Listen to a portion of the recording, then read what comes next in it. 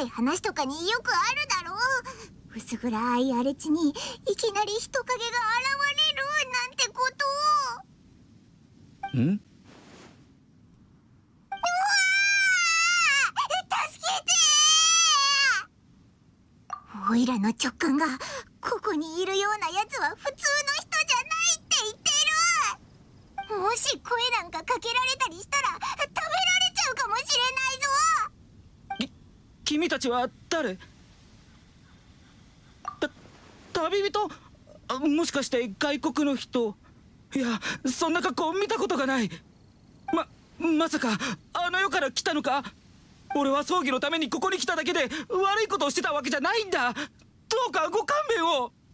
見たところただの怯えた一般人だな。なんかおいらよりもビビってるぞ。おい、そんなことないって。おいらってば見るからに親切そうだろ。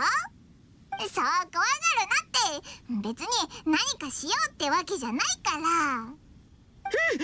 俺に何を？おいおい、そんなビビるなよ。とにかく落ち着けって。落ち着け？それってつまりおとなしくしなかったらひどい目に遭わすってことか？来るな！俺は何もしてない！来るな！おい、だから何もしないって。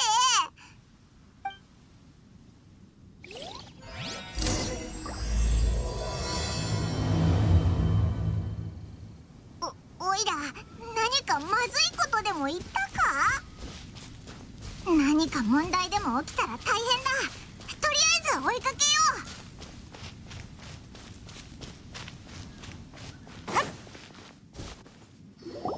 どうしよう幽霊が。いやそんなにびっくりしなくて大丈夫だよ。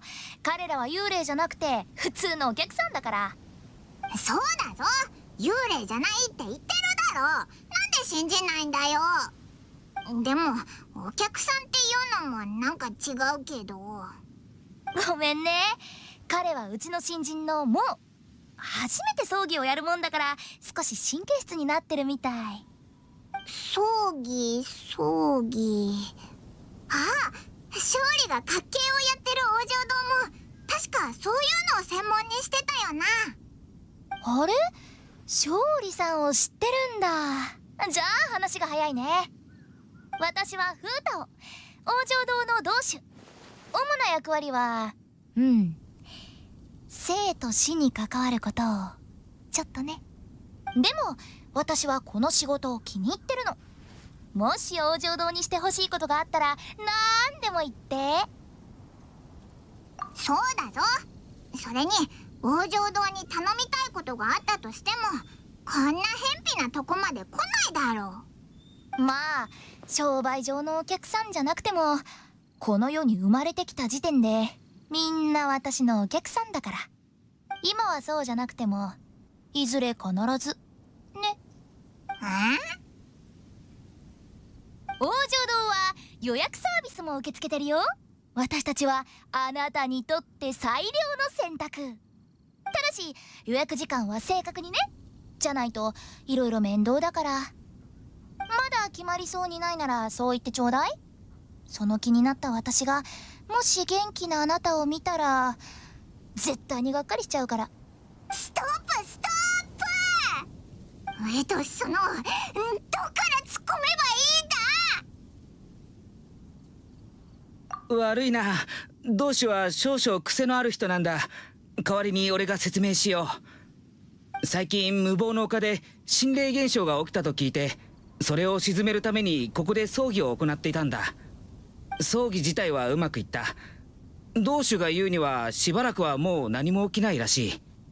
王城堂、無謀の丘、葬儀、この3つの単語が並べば自然とわかるでしょ。説明する必要はないと思うけど。それに用がないのに無謀の丘に来るなんてあなたたちこそ普通じゃないと思うよ。普通に対する認識がすごいずれてないか？冒険、ああ見たところ冒険者協会の一員かな。お客さんはお客さんでも珍しい桃級の客人だったか。桃級？なんだそれ。お客さんの重要度を決める度合いだよ。こう、桃、竹、木の4つ。上に行けば行くほど親身に接する。そんなこと初めて聞きましたけど。だって今日決めたことだから別に驚くことないでしょ。考えてもみて、冒険者は毎日険しい山々を越え秘境を探索し、数々の戦闘をくぐり抜ける。危険でいっぱいでしょ。こういうお客さんには常に関心を持っておいた方がそちらにとってもこちらにとってもいいことじゃない。まさかそんな風に思うなんてね。こういうところに来る冒険者はそんなの気にしないって思ってたのに。そうだ、一つお願いできるかな。最近冒険者協会と商談をしてるんだけど、あなたが王城堂の仲介役になってくれたらいろいろと融通が利くと思うの。何か欲しいものとかある？もしくは手伝ってほしいこととか。あ、オイラたち人探しをしてるんだ。いろんな人に聞いたんだけど手がかりがなくて。それなら私に任せて。あなたたちが聞けない人でも私なら聞けるからね。だから私と取引しておくとお得だよ。さあ行こう友よ。リーユエ港に戻って商売の話をしに。いつから友になったんだよ。王城堂、聞けない人。もしかしてそれってこの世の人じゃないんじゃ。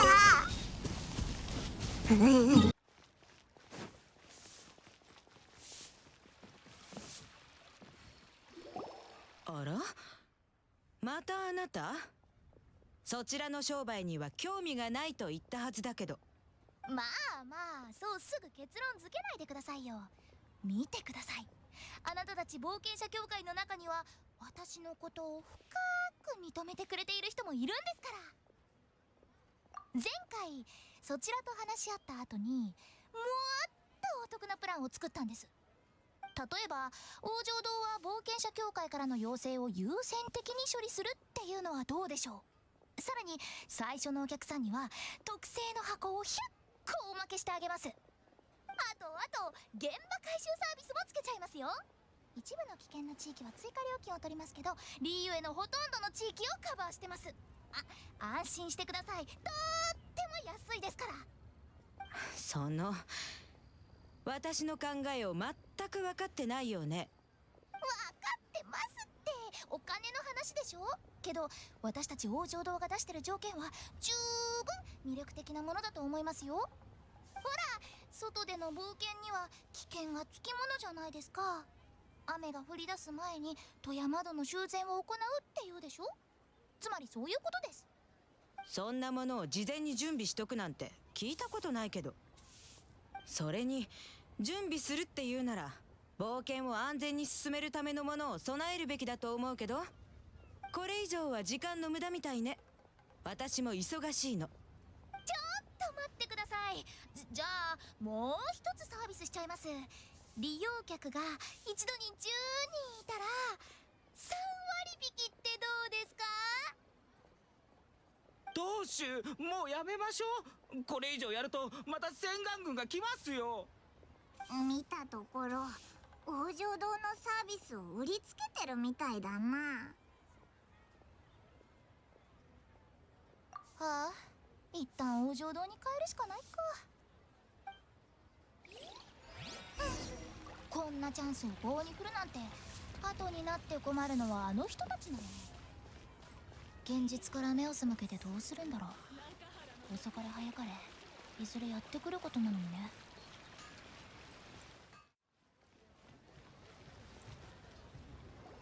はあ、こうなったらいつもの手段を使うしかないか。もうあなたに任せてた広告はできた？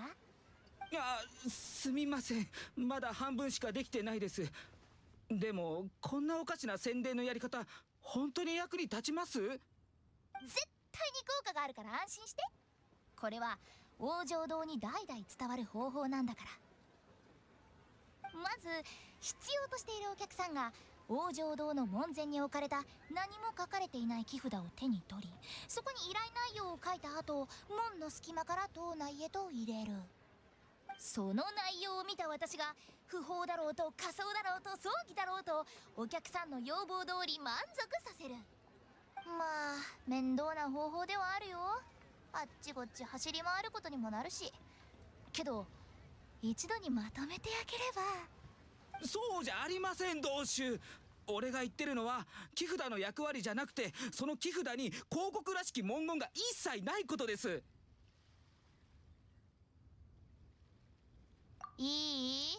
商売っていうのは時代に沿って変えていくものなの。往生堂だってそう。もし客層を広げずに過ごしてたらどんどん顧客を減らすことになっちゃう。業務先を開拓していくのもとても大事な仕事よ。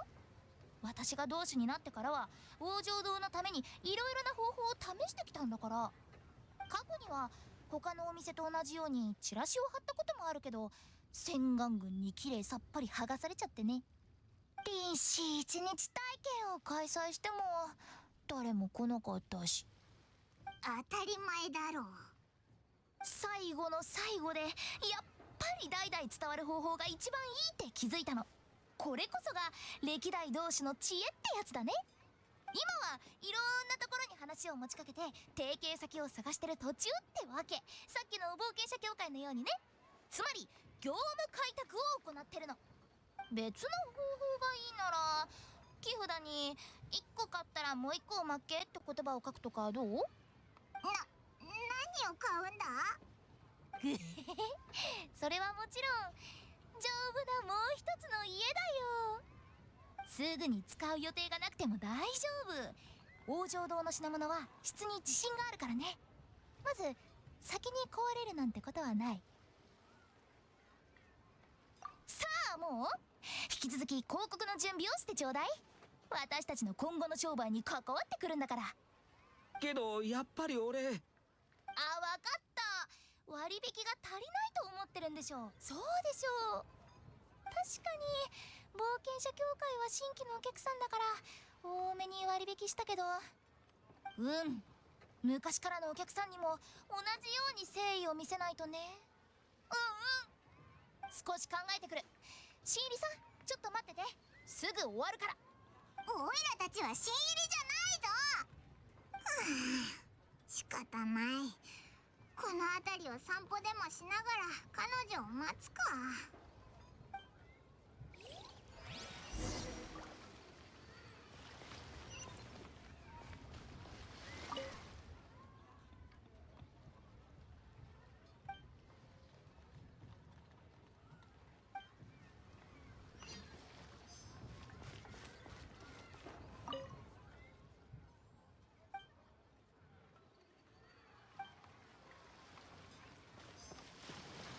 あなたたちは同志の紹介できた新入りですか？いやいや、おいらたちはただ往生堂とフータオに興味があるだけで新入りなんかじゃないぞ。なるほど。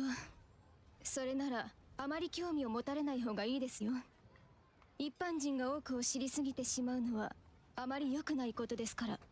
何を知り何を知るべきでないのか、同種には同種なりの節度があります。あいつに節度なんかあるのか？そろそろいい時間だ。フータオを探しに行こうぜ。決めた。こう書いてちょうだい。往生堂期間限定割引。1個買ったらおまけが1個、2個買ったらおまけが3個、どんどん増えるよ。これでよし。以前の薄暗い広告と比べたら大違い。これならきっといける。同種、葬儀ってそもそも薄暗いものじゃないですか？それじゃあ目立たないからダメ。どうして往生堂に目立つ必要が。まあいいか、これで。抵抗することを諦めたみたいだな。よし、私たちも出発しよう。新しい商売のために。私たちってオイラたちも入ってないよな。他に誰がいるのよ。周りに変な人でも見えてるの？まあいたとしてもあなたたちには見えないか。最後の一言はなんだよ。脅か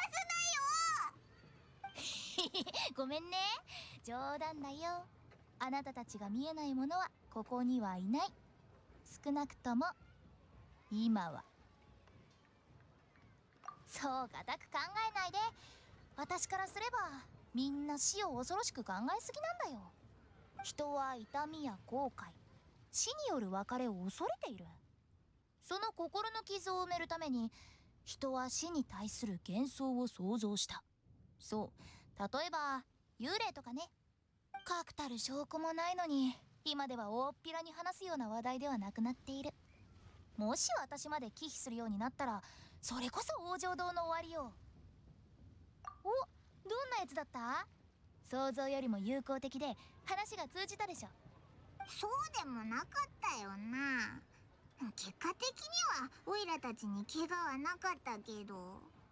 じゃああなたたちが遭遇したのは相当厄介なやつね。ただの幽霊に人を傷つける力はないもの。往生堂の仕事は生と死の境界を維持すること。これには一般人が抱く死や幽霊に対する認識を正すことも含まれてるの。簡単に言えば境界が見えない人たちをそれらから遠ざけてあげることね。つまり一般人にとって一番いいことは幽霊を信じることも知ることもなく過ごしてもらうことなの。だったら怖い冗談で人を驚かすなよ。そんなに怖かった？ただ単に冗談で片付くものばかりだってことをみんなに早く理解してもらいたかっただけなんだけど。そんなに真面目に聞いてくれるなんて思わなかったよ。でも大丈夫、私についてくればおのずとわかるはずだから。さあこっちだよ。そろそろ出発しよう。同種ロー兄貴のことをくれぐれも頼みます。ロー兄貴？誰だそれ。リーユエに来てもう結構経つけど、そんな名前のやつ聞いたことないぞ。なんでもないよ。以前モーに頼まれてたことすぐに解決するから気にしないで。オイラたちどこに向かってるんだ？重要な潜在顧客のところだよ。ついてきて。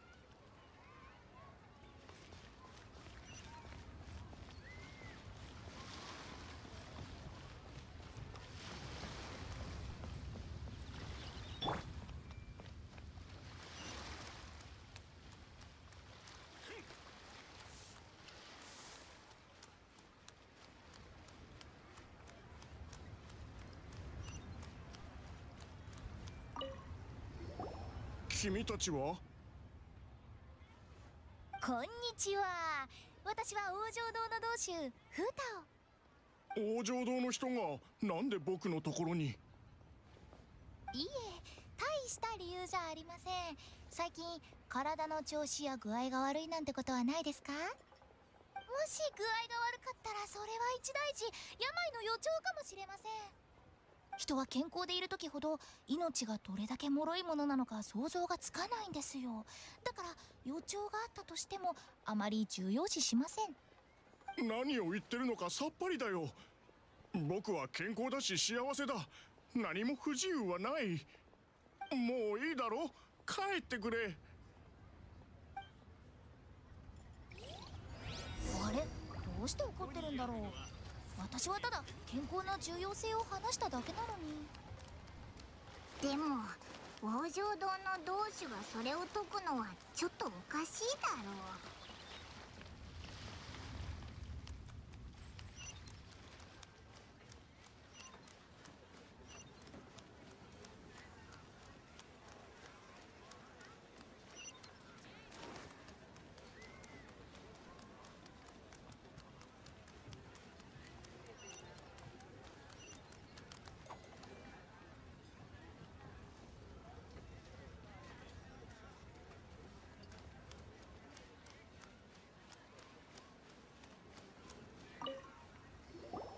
君たちは誰だい？今忙しいから手短に話してくれ。こんにちは。王城堂に何か依頼はありませんか？王城堂？別に必要ないかな。まさか押し売りに来たのかい？随分と考えなしなやり方だね。そうです。一つ一つのサービスを一人一人の元までっていうのが今の流行りだと思ってましたが。いや、サービスが特殊な場合あまり良くないんじゃないか。まあとりあえず他を当たってくれ。また失敗か。はあ、まあいっか。これで成功したことあるのか？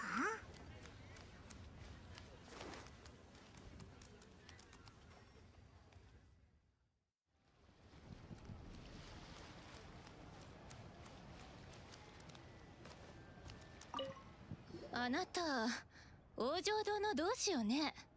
悪いけど他を当たってくれる？まあまあ、少し話を聞いてください。最近新しい割引サービスを開始したんです。ほら、古いものを捨てないと新しいものは使えないって言うじゃありませんか。終わりというのは新しい旅の始まりでもあって。これ以上しつこいと洗顔軍を呼ぶわよ。わかりましたわかりました。落ち着いてください。でも王城堂はいつでもあなたをウェルカムですから。まだ諦めないのかよ。あれ、私を慰めてくれてる？ありがとう。やっぱりあなたたちが一番私のことを理解してくれてるのね。いや、ただこれ以上付き合いたくないだけなんだけど。業務開拓？業務開拓？もしかして私が業務開拓のために回ってたと思ってる？違うのか？じゃあ単に迷惑をかけて回ってただけか？違う。業務開拓は冒険者協会との商談でもう終わってるの。ここに来たのはモーのための人探し。さっき言ったロー兄貴覚えてる？実はね、モーが探してるロー兄貴はこの世をさまよう人の魂なの。さっき会った3人はロー兄貴が取り付くかもしれない標的。でも会った感じ、例の気配は感じられなかった。だから適当に話をして早々に切り上げたってわけ。なんでもっと早く言ってくれなかったんだよ。おいらはてっきりお前がその健康かそうじゃないかを見ただけで判断できる超能力者かと思ったぞ。そんな能力私には必要ないって医者じゃあるまいし。まさか王城堂が病気で苦しむ人をわざわざ助けるとでも思ってたの？遠回しにひどいこと言ってるぞ。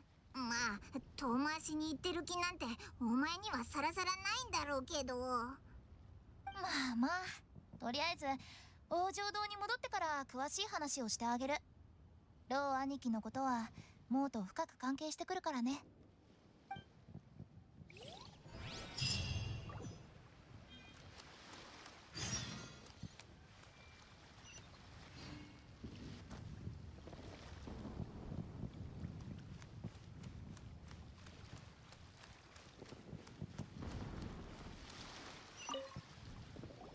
もう帰ったよ。残念だけどロー兄貴は見つからなかった。そうですか。困りましたね。探せるところはもう探したはずなのに。ロー兄貴って一体誰なんだ？そうだな、一から説明しよう。俺の実家は無謀の丘の近くにあってな、小さい頃から仲の良い幼なじみが数人いたんだ。その中の一人がロー兄貴。特に俺と仲が良くていつも遊んでいた。けどある日突然不慮の事故で亡くなったんだよ。そのことがずっと忘れられなくてな。今も時々俺は無謀の丘に足を運ぶんだ。だがこの前無謀の丘から戻ってくると体に違和感を感じたんだ。そして毎晩夢の中にロー兄貴が現れるようになった。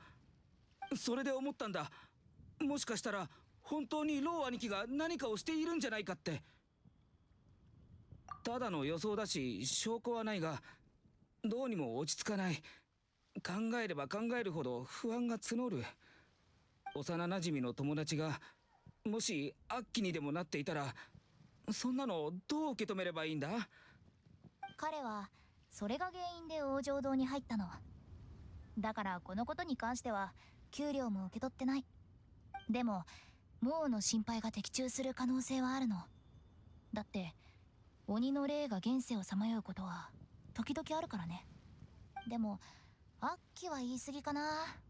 私ですらめったに悪鬼なんて見ないもの。けどロー兄貴の危険性を否定する材料にはなりません。あいつが誰かを傷つける姿を俺は見たくないんです。まあこんな感じ。ロー兄貴が見つかるまでもうは仕事に身が入らないの。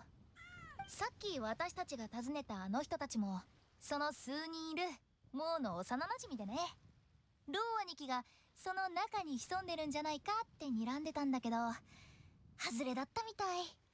無謀の丘を探し、あいつらのところも探した。これで手がかりが全て途絶えた。ごめんください。往生堂の方ですか？僕は落星と言います。最近具合が悪くて何かにまとわりつかれてる気がするんです。先日友達と無謀の丘で肝試しを行ったんですが、帰った後に倒れてしまって、それから毎晩悪夢を見るように。医者に診てもらいましたが原因は何も分からずじまいでして、僕きっと呪われたんです、魔人に。ああそうですね。当たり魔人に呪われてます。それもヤバいくらいに。あなたも知ってますよね。魔人戦争で死んだ伝説の魔人がこの世に苦痛をもたらす呪いをかけたっていう。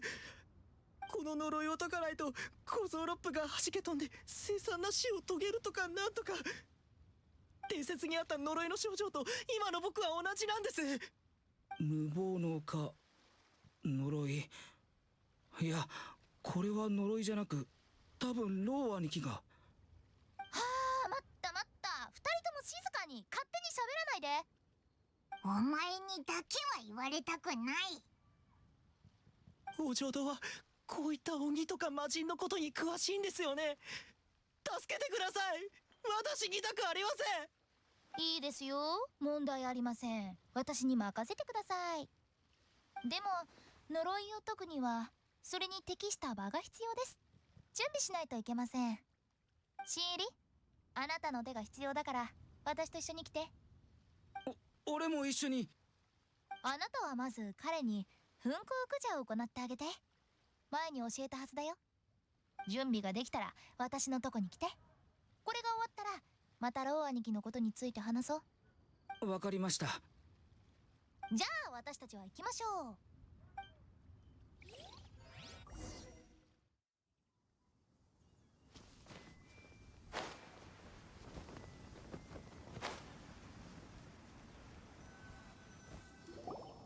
なあ、こそこそして何をする気なんだ？何もしないよ。ただここで待ってるだけ。はあ？まさか魔人の呪いとか本当に信じてるの？あんなものとっくになくなってるよ。あの二人を見たでしょ。一人は自分が呪いにかけられたと、もう一人は自分の友達が悪鬼になったと思い込んでる。それで二人とも人の話を聞き入れられない状態になってる。はあ、だから言ったの。一般人は何も知るべきじゃないって。こういうことで冷静さを失う人をたくさん見てきた。あの人たちを落ち着かせるためにはあの人たちが思い込んでいるものを見せてあげるしかない。鬼を信じてる人の目の前で鬼を退治する。子供をあやすのと同じ感じか。どうしていきなりそんなことを聞くんだ？それよりなんでみんなに本当のことを言わないんだ。そっちの方が気になるぞ。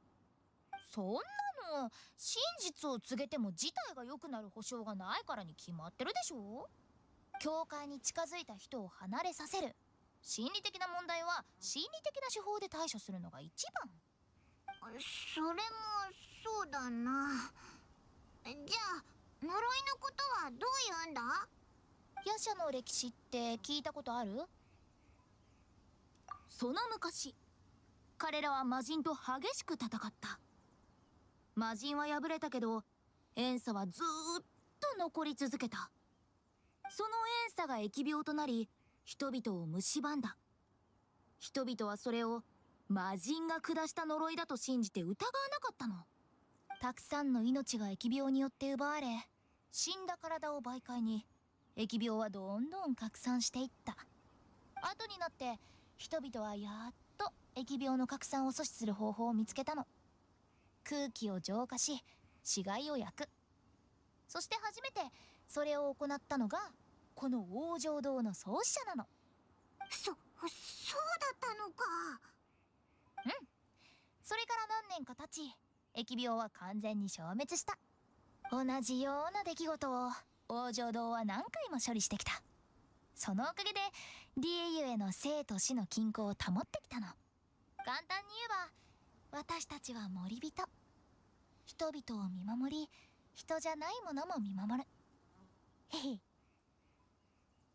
だから呪いは全部気のせいなの。もちろん昔本当にあったことも一般人には絶対言わないけど、少しここで待ちましょう。後でこの地脈鎮石を使って一芝居打つから。やっと来ましたか。ちょうど今準備が終わったところですよ。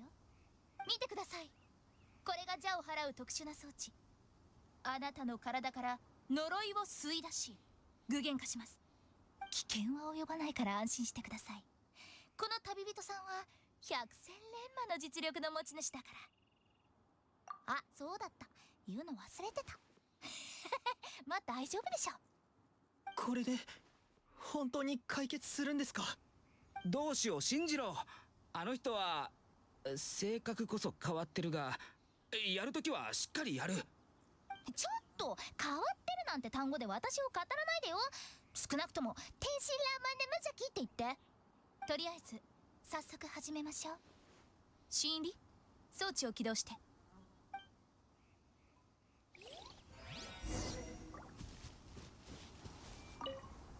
本当に呪いを具現化した。ウオパー、火を吹け。運命の虚栄、運命よ、ここにいでよ。ファイヤー。話が通じないならお願いします。頑張ってください。どうぞ不意打ち。気をつけなさい。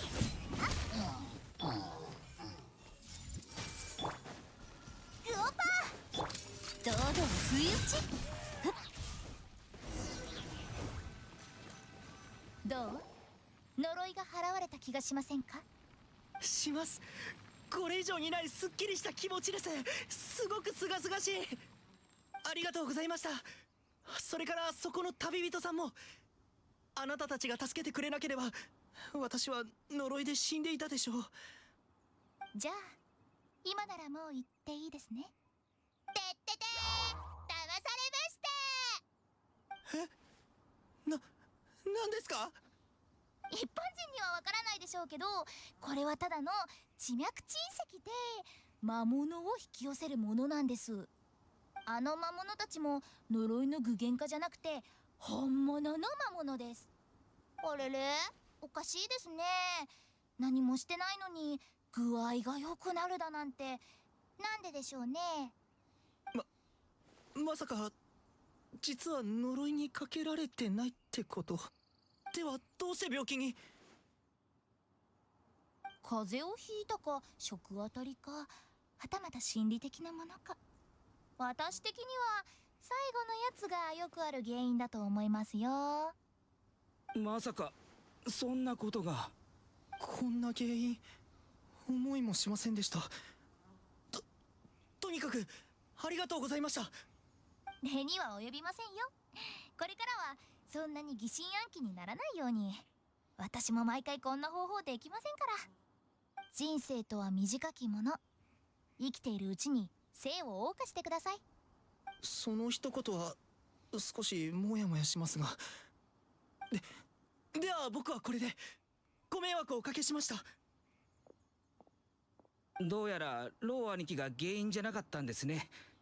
少しほっとしました。しかしロー兄貴の行方がわからない以上、事態は変わっていません。一段落しましたし、引き続きロー兄貴を探しに行きませんか？その必要はないと思うよ。だってもう本人が来てるから。ロー兄貴？ごめんなさい。お邪魔だったかな。あれがロー兄貴？なんで子供なんだ？幽霊だもの。当時の姿のままなのは当然だよ。ロー兄貴って名前とのギャップが大きすぎるんだけど。王城堂に連れて行こう。やるべきことがたくさん待ってる。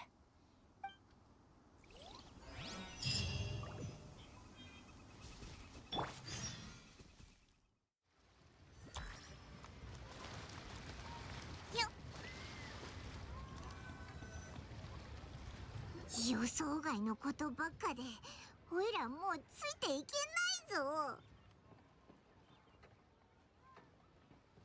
そこは私の想像通りだったね。前に言ったでしょ、この世にアッキなんてそういないって。彼は何かのきっかけで無謀の丘を離れ、そして何かが原因となり戻れなくなったんじゃないかな。なんかその説明無理やりすぎないか？実はそうなんだ。さ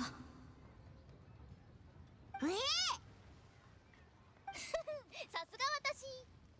僕はただ友達が元気かどうか気になったからリーウェ校に来たんだ。悪いことやいたずらなんかしてないよ。人を驚かすなんてことも絶対にない。前に無謀の丘へ肝試しに来た人がいて、その人がリーウェ校から来たのを聞いたから、その人の後をついていったんだ。かわいそうな落星だね。道理で誰かにまとわりつかれてる気がして悪夢を見てたわけね。僕気づかれてた？じゃないとあんなに怯えないでしょ。そうだぞ。フータオとモーが必死に探してたのに。実は僕リーウェ校に来たことなかったから道に迷っちゃって、みんなのところにたどり着けなかったんだ。ああ、そういえばロー兄貴は小さい頃から方向音痴だったな。俺たちがいなきゃ自分で下山もできないくらいに。そんなしょうもない理由だったのかよ。幽霊は飛べるだろ。飛べば道が見つかったんじゃないか？怖いんだ。高すぎて怖い。そうだった。小さい頃山から下を見るのも怖がってたな。お前やっぱり全然変わってないな。人前に出ちゃダメだって知ってたんだけど、リーウェ校は人が多すぎるからどこかに隠れるしかなかったんだ。ただその時この地脈人石に引き寄せられてここに来たの。お前がアッキーになってなくてよかった。本当によかった。私の専門家としての判断を信じてって言ったでしょ。さてと、あとはこの迷子を無謀の丘に連れて行ったら全部解決だね。ですがさっきあいつは友達を見に来たと言ってました。多分俺だけじゃなくてショウゴ、キキ、宗師の3人のことも。じゃあそれならロー兄貴の願いを叶えるために送別儀式でもやろっか。私とモーはロー兄貴を無謀の丘に連れて行くから、あなたは幼なじみの3人から自身を象徴するものをもらってきてちょうだい。みんな友達なんだし、直接ここに呼べばいいじゃないか。それか。それはダメだよ。驚かせちゃう。一般人は関わらない方がいいって言ったでしょ。知らないことは知らないままでいいの。だから物をもらいに行くとき、このことがバレないように注意してね。本当にフータオが言ったやり方でいいのかな。でもまあその方がびっくりさせずに済みそうだもんな。ここに来てくれた方はみんなお客様です。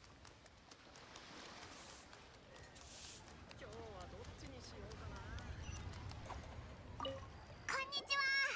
オイラたちのこと覚えてるか？君たち、悪いけど王城堂に厄介になることなんて本当にないんだ。ああ、僕とモーは幼なじみでよく遊んでたよ。でもなぜか彼は王城堂に入ったんだ。正直言ってあそこの同志は変わった人なのに、まあ彼には彼なりの理由があるんだろうけどさ。だって僕たちの中で彼だけがまだロー兄貴のことを。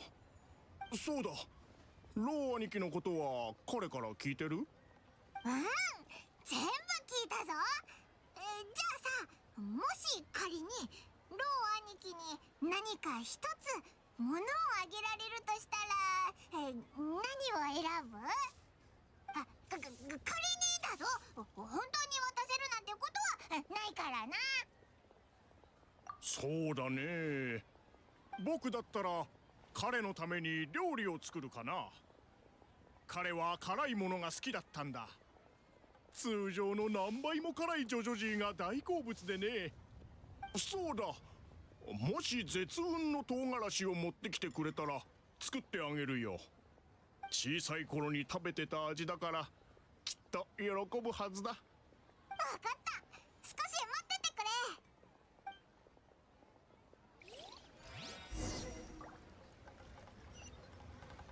れ。絶雲の唐辛子はリーウェの至るところにある。もし見つけたら作ってあげるよ。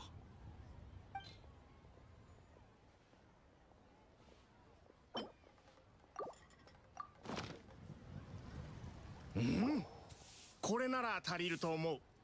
じゃあジョジョジーを作ってくるよ。君たちは他の人のところにも行くんでしょ？他の人のが終わったら僕も料理を渡すから。おお、わかったぞ。じゃあ後でな。あれ、どうして知ってるんだ？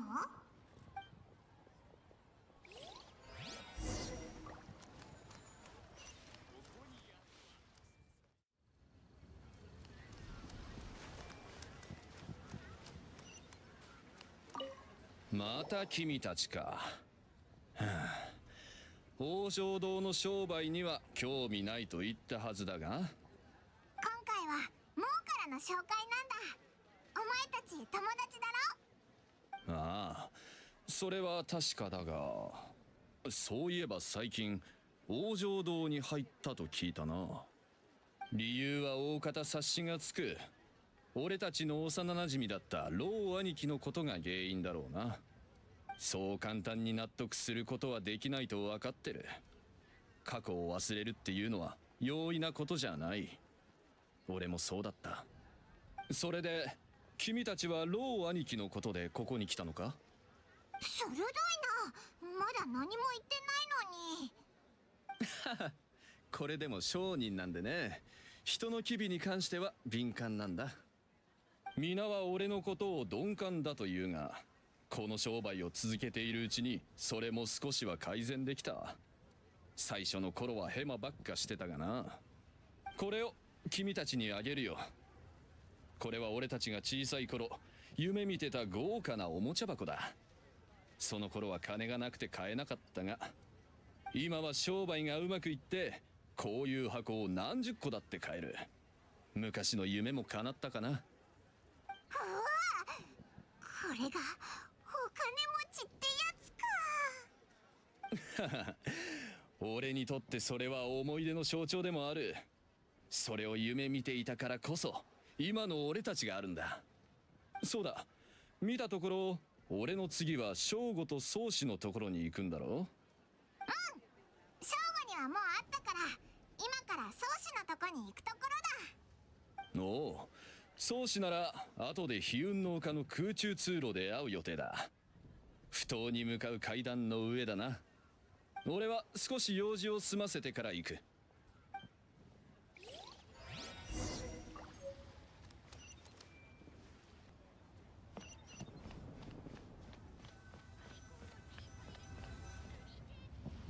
あれ、お前たちも来てたのか。一緒に集まって昔話をしてるんだ。僕たちの長年の習慣だよ。俺たちの故郷は災害のせいで崩落した。帰るところがもうないんだ。だから故郷の人がいるところを故郷だと思うようにしている。二人から聞いたわ。自身を象徴するものを探してるんでしょ。私は今リーウェ港の小刀職人をやっているの。私を象徴するものはその小刀くらいね。先日何個か高品質な不浄の石片を手に入れたの。それが埠頭の倉庫にあるわ。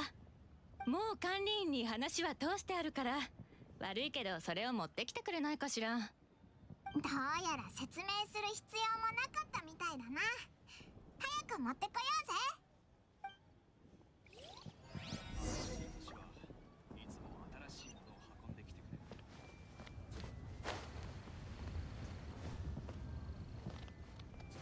仕事の手配が終わったよ。後ろに立ったら風を使っておいそこ。こんにちは。オイラたち宗師の代わりに不浄の石片を取りに来たんだけど。ああ、聞いてるよ。すでに記録もしてあるから問題ない。不浄の石片はあそこの箱の中だ。探してみてくれ。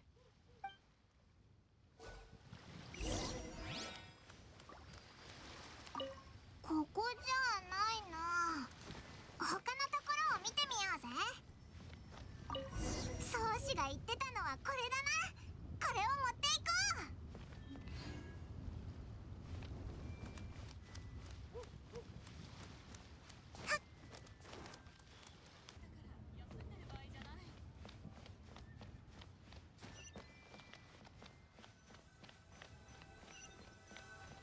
う。お疲れ様。やっぱり申し分ない品質だわ。少し待ってて。もう最後の仕上げに入れるから。よし、これでできたわ。小刀の中に私たち5人の名前を入れたわ。毎年行われる怪盗祭でも名前を入れた小刀を一つ用意してるのよ。この先どんなことが起ころうとも、たとえ歩む道を違えようとも、この習慣が続く限り私たちは変わらない。ロー兄貴のことはこれ以上何も聞かないってさっき3人で相談して決めたんだ。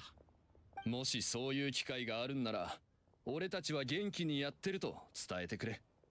それから昔に言ったことはもう全部実現したっていうのもな。ありがとう。オイラたちがしっかり伝えるぞ。こんなにいい友達を持ってロー兄貴もきっと喜んでくれるな。全部揃ったから無謀の丘にいるフーターのところに行こ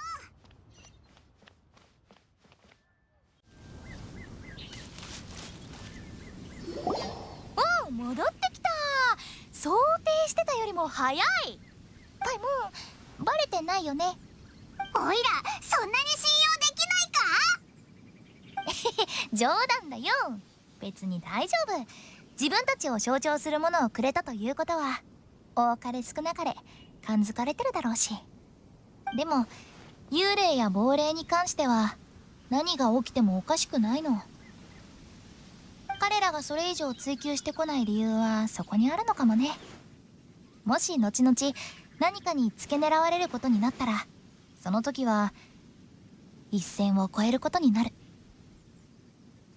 生と死の境界を維持する王城堂にとって一番重要な仕事だもの。普段よりも真面目になるよ。オイラたちはもう特例なのか。境界を越えても大丈夫なんだな。もちろん。あなたたちを巻き込んだ以上、もうと同じように何も隠すつもりはないよ。これから行く場所で何を見ても何があっても驚かないでね。そこは生と死の境界にある場所だけど、ただの平凡な地。一つ特別なところを挙げるとすれば、人々に知られていないってところくらいかな。本当に驚かないでよ。じゃないと後であなたたちの記憶を消さなきゃいけなくなるから。行こう。お互いのためにも肝に銘じておいてね。なんか怖いな。でもここまで巻き込まれた以上、最後まで付き合おうぜ。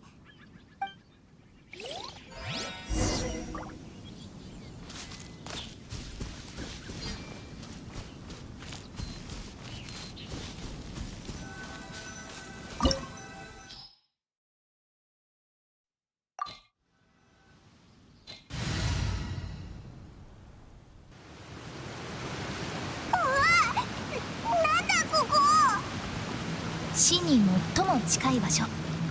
でも伝説に歌われる地獄や冥府とかじゃない。ただ単に地脈が入り乱れているだけの場所だよ。深呼吸して私についてくれば大丈夫。送別儀式の会。この模様、どこかで見たような。決められた位置に立つことで完全な形を確認できるはずだよ。うん、前にやったのと同じだな。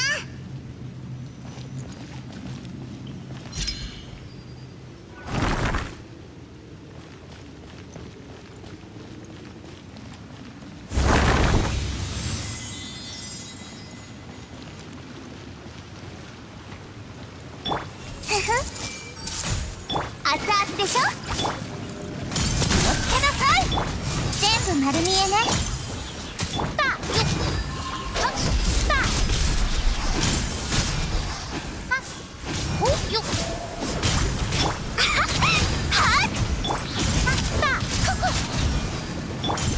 つなぎましょう。よっ、はい。お、ここ。おい。なんだか穏やかなところじゃないな。教会が教会と呼ばれる理由、それは超えちゃいけない存在だから。なんて言うんだっけ。儀式か。その流れで出てくる単語じゃない気がするんだけど。行こう。おやおや。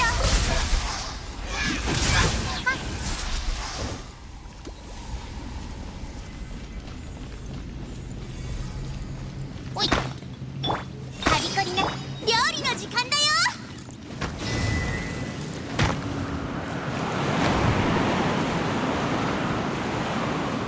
そういえば冒険者協会の冒険者は物置が得意だよね。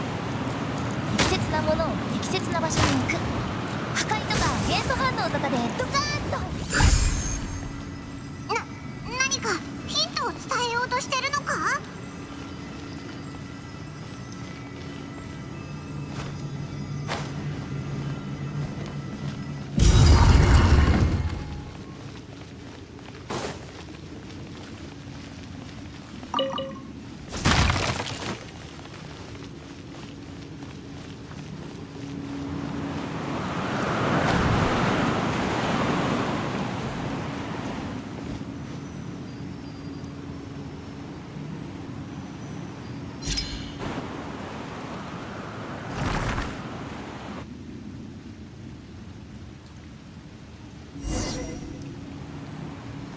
よいしょ。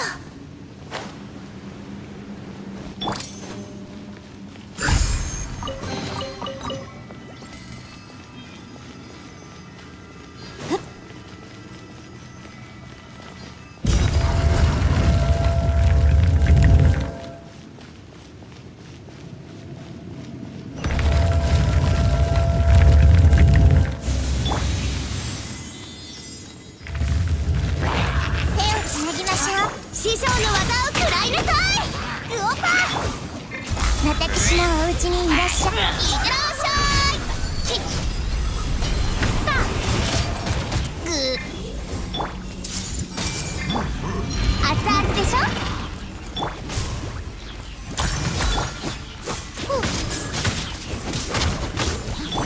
全部丸見え。打ち続けて。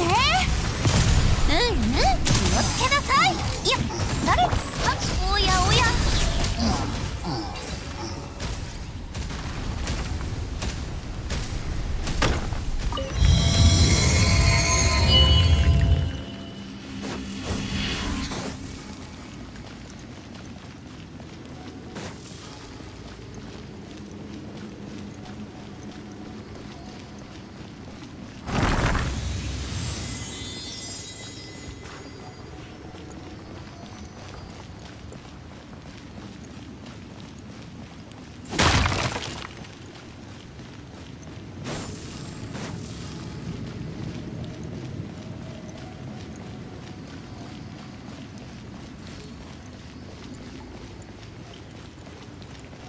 同じものみたいだな。でもちょっと数が違うみたいだぞ。わからないな。周りとか前の方を調べてみようぜ。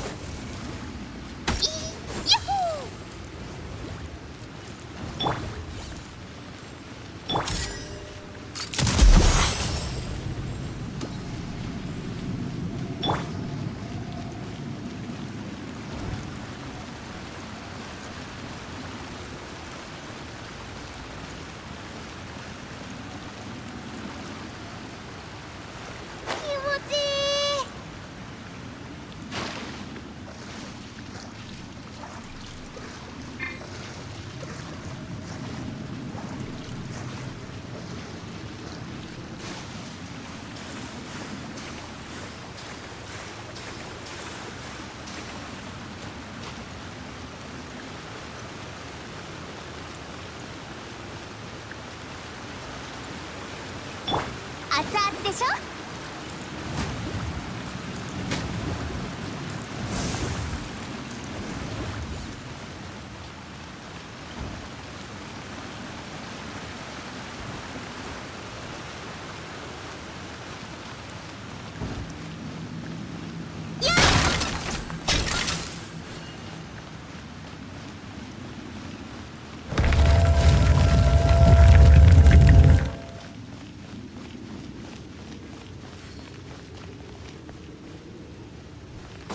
しましょう。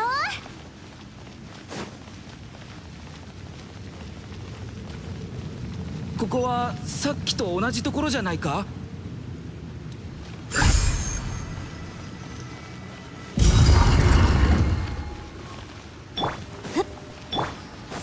両弦の蝶。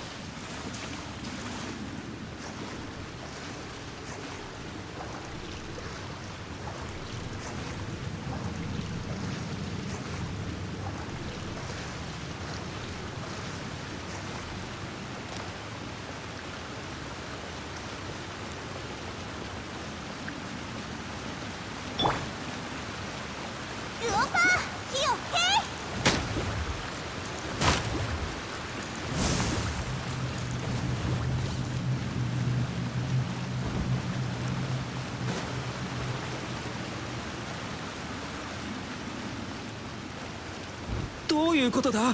俺たち本当に進んでるのか？ずっと元の場所に戻されてるみたい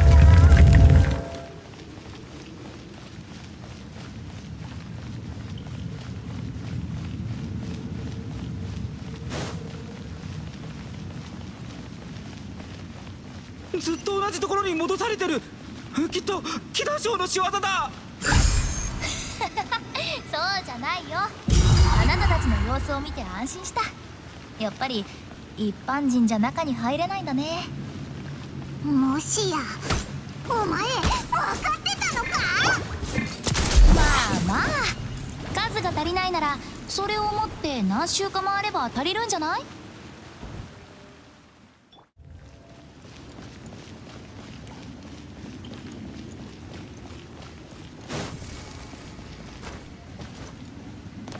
ずっと同じところに戻されてる。きっとキダショウの仕業だ。そうじゃないよ。あなたたちの様子を見て安心した。やっぱり一般人じゃ中に入れないんだね。もしやお前分かってたのか？まあまあ、数が足りないならそれを持って何周か回れば足りるんじゃない？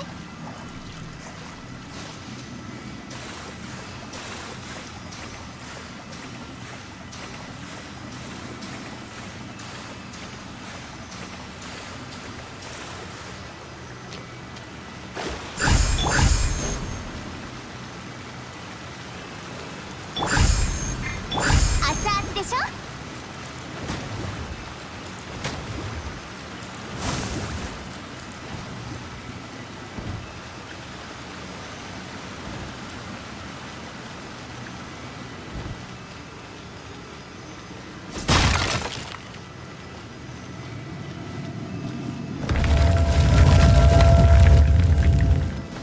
やっほ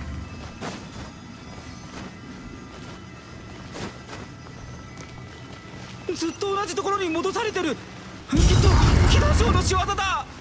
そうじゃないよ。やっぱり一般人じゃ中に入れ。やっとたどり着いた。あのおかしな空間から抜け出せないかと思ったぞ。わざとそういう風にすることで勝手に入ってきた人を驚かせて近づけさせないようにしているの。もう変なものは出てこないよな。あとはここから飛び降りるだけ。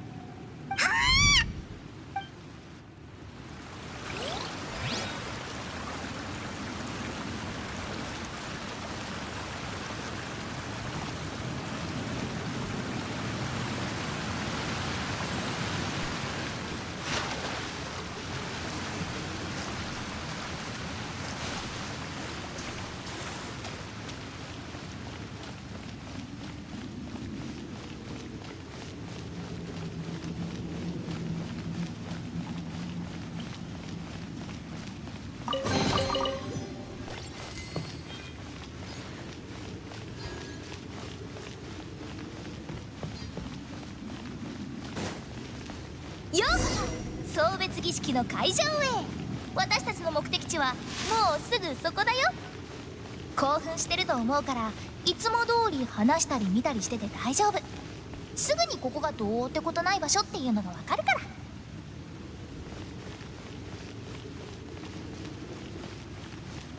あなた方は客人？すみません、めったにお目にかかれないもので。フータオさんが連れてきた人たちみたいですので、私も安心しました。この場所は何もなくおもてなしはできませんが。ランケイと申します。ここである人を待ち続けてもうどれくらい時間が経ったのかも分かりません。待つことは気が遠くなることですが、散歩をしたり他の人と話をしたりすれば少しは気が楽になります。待ち続ければ会えるのでしょうか、それとも会えないのでしょうか。もしあなたにも大切な人がいるのなら、ここで待つなんてことはしない方がいいでしょう。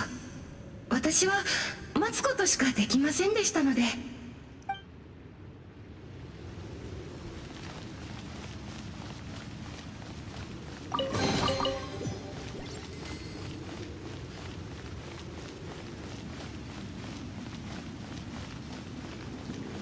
新入りか？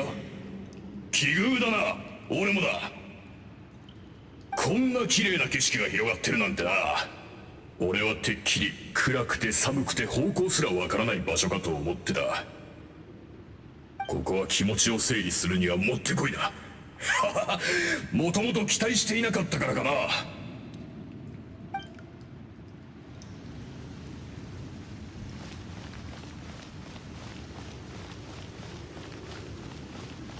そういえば最近張さんに会ったか？あいつか。もうそろそろだと言ってたのを聞いたよ。ほう、それはいいことだ。これからあいつはどこに行くんだろうな。気になるならわしたちも行ってみるか？また今度な。今もう少しここにいたい。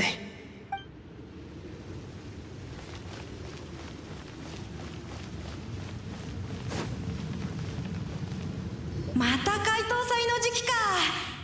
いつの日か塔を見に行けたらいいな。塔がなくても願い事はできるよ。お母さんが教えてくれたの。大声で願いを言えば将来きっと叶うって。大声で？それは恥ずかしくない？誰かが先にやってみんなが続けばお前も恥ずかしくなくなる。そうだそうだ、ショーゴ先にやってよ。僕はいつの日か食べきれないほどのご飯とお菓子がある大きな料理屋を開く。毎日ジョジョジーが食べられるように。それだけかよ。笑うな。そっちはどうなんだよ。もちろんお金を稼ぐことさ。たくさん商売をしてたくさんお金を稼ぐ。お金があれば何でもできる。こんないいことはないだろう。そうだな、お金があればあの高いおもちゃ箱だって買えるんじゃないか。買うなんてもんじゃねえ。一人一個ずつ、いや一人何個でもだ。じゃあ父が大商人になったら私はお金を稼がなくてもいいってことね。いやいや、お金を稼ぐのは大変なんだ。俺だけに頼るなよ。私は大きな名将の塔を作りたい。衝塔作りも学びたい。将来は最も腕の立つ職人になるの。そうだね。そうなったら竜栄光に行かなくても衝塔を飛ばせる。それでモーとロー兄貴は？僕は一番肝心なところで消えちゃったぞ。懐かしいな。あれが俺たち5人の揃った最後の解答祭だった。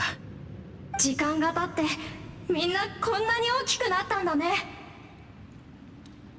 あの時言ってた願いは叶えられたかな。3人に会ってきてそれぞれ自分を象徴するものをもらってきたぞ。ショーゴは料理人に、キキは大商人に、宗師は衝塔職人だ。そうなんだ。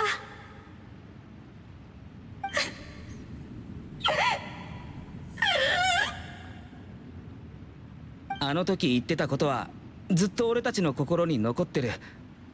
何が何でも叶えるという約束だ。とりあえずこの塔を飛ばそう。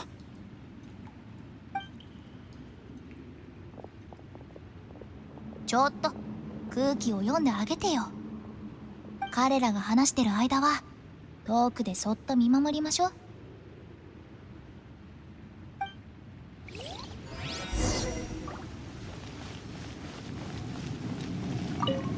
空気が読めないってお前に一番言われたくないじゃん。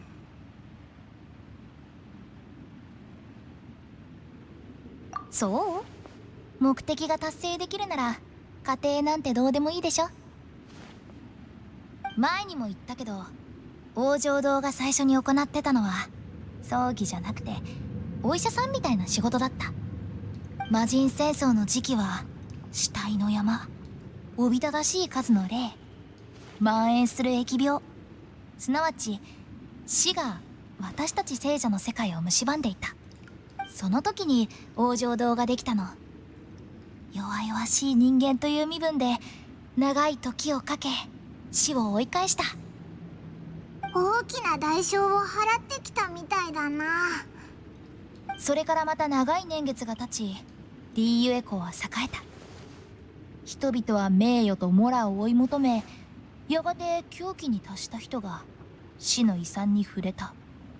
魔人の残滓が人の世を壊したの。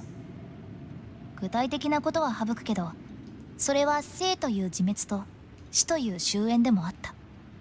それからすごく長い時を経て、やっと均衡が整い、教会を保てるようになったの。そのおかげであなたたちが見た今のリーユエコーがある。今の王城堂と私もね。これは以前の同志が好んで語ってたことだよ。彼らよりはうまく話せてると思うけど、どれだけ理解できてるかはあなたたち次第。私からしたら何も知らない方が楽だけどね。この時代は恵まれてるよ。生と死がこんなに平和に寄り添ってる。こんなの当たり前じゃないんだから。そろそろ時間だね。行こう。彼らを始まりと終わりの地へ送らないと。それってどこのことだ？私たちが初めて会った場所。適当につけた名前だから気にしないで。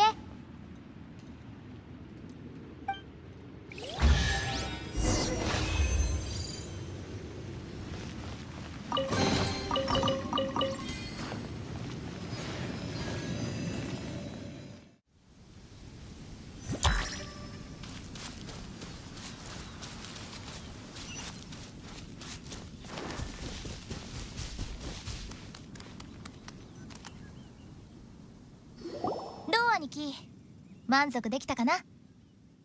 もし何かのきっかけでアッキになったら、その時は容赦なく滅却するけど。しないしない。こんなにしてもらってもう大満足だよ。みんなが元気にやってるのが分かって本当によかった。お前たちにも感謝しないとな。ある意味俺の夢を叶えてくれたんだ。さっき言ったことはあなたも同じよ。もしまだこれ以上くよくよするようなら覚悟してちょうだい。いや、そんな笑いながら怖いこと言わないでくださいよ。じゃあ最後の最後にロー兄貴に一言言ってあげて。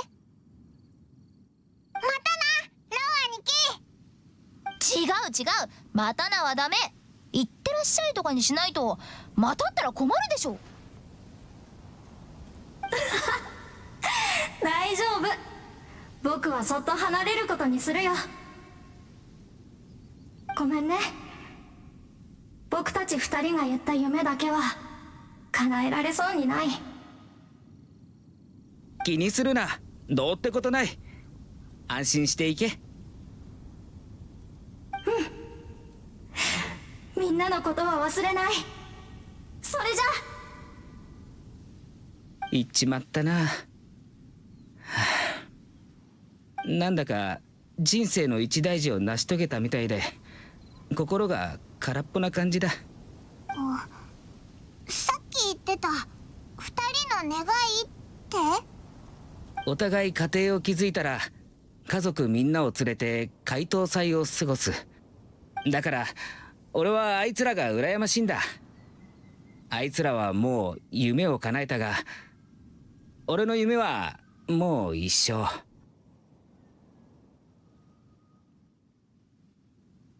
そうだ。それに誰だって死ぬ日はいつか来るものなんだから。生きているうちにしっかり生きてやるべきことをやってから会いたい人に会う。それもいいことだと思わない？ありがとうございます。とにかくもう無謀の丘には戻らないと思うからしっかりと気持ちの整理をしなきゃな。それじゃあこの機会にどこか遊びに行ってきなよ。許可する。あ、もちろん今と同じく給料は出ないけど。